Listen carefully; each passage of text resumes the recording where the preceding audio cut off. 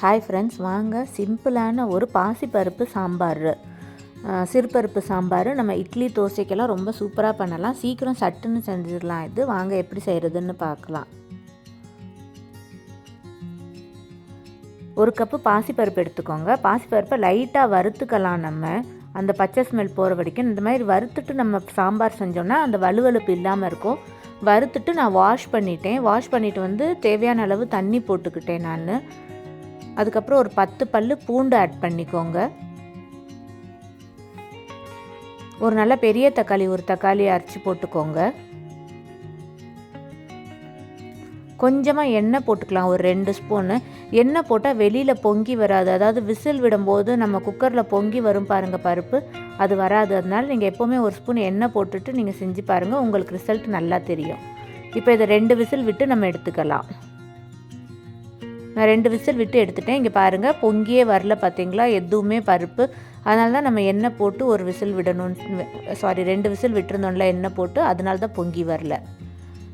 பாருங்கள், நம்ம பருப்பு நல்லா வெந்திருக்கு. இதோடு நான் மஞ்சத்தூள் ஒரு 1/2 ஸ்பூன் போட்டிருக்கேன். சாம்பார் பவுடர் ஒரு ஸ்பூன் போட்டுக்கோங்க. நல்லா பெரிய ஸ்பூனில் 1 ஸ்பூன் போட்டுக்கோங்க. பெருங்காயத்தூள் போட்டுக்கோங்க. ஒரு வெங்காயம், பெரிய வெங்காயமும் 2 பச்சை மிளகா சேர்த்துக்கோங்க. சின்ன வெங்காயம் இருந்தால் ரொம்ப நல்லது. சின்ன வெங்காயம்னா ஒரு 10-15 வெங்காயம் போட்டுக்கலாம். என்கிட்ட இல்லாதனால நான் ஒரு பெரிய வெங்காயம் கட் பண்ணி ஆட் பண்ணியிருக்கேன். நல்லா மிக்ஸ் பண்ணி கொடுத்துருங்க. கருவேப்பிலை போட்டுக்கோங்க. அதையும் போட்டு நல்லா மிக்ஸ் பண்ணிடுங்க. இந்த பருப்பு, அந்த வெங்காயம் எல்லாமே ஒன்றோட ஒன்று மிக்ஸ் ஆகட்டும். தேவையான அளவு தண்ணி போட்டுக்கோங்க. நம்ம சாம்பாருக்கு தேவையான அளவு. கொஞ்ச நேரம் கொதிக்க விடுங்க. ஃபுல்லாக மூட வேண்டாம், கொஞ்ச நேரம் கொதிக்க விடுங்க. கொதித்ததுக்கப்புறமா கொஞ்சம் உப்பு, தேவையான அளவு உப்பு போட்டுக்கோங்க நம்ம சாம்பாருக்கு. இப்போ உப்பு காரம் எல்லாம் டேஸ்ட் பண்ணி பார்த்துக்கோங்க.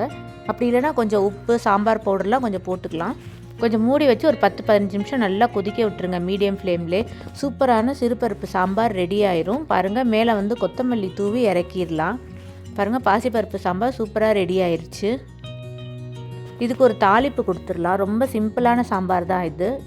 ஒயிட் ரைஸ்க்கும் நல்லாயிருக்கும். இது நீங்கள் ட்ரை பண்ணி பாருங்கள். மட்டன் சுக்கா, சிக்கன் சுக்காவோட வச்சு இந்த பாசிப்பருப்பு சாம்பார் செஞ்சு பாருங்கள், டேஸ்ட்டாக இருக்கும். இட்லி தோசைக்கு அதை விட சூப்பர் காம்பினேஷன்.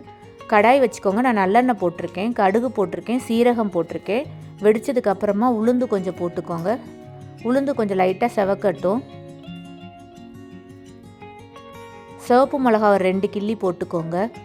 கருவேப்பிலை போட்டுக்கோங்க. போட்டுட்டு நல்லா வறுத்து கொடுங்க. நல்லா வதங்கினதுக்கப்புறமா இந்த தாளிப்பை நம்ம சாம்பாரில் போட்டுடலாம்.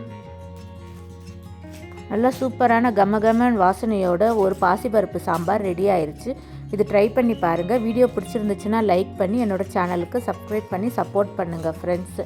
நாளைக்கு இன்னொரு வீடியோவில் பார்க்கலாம். தேங்க்யூ ஃபார் வாட்சிங்.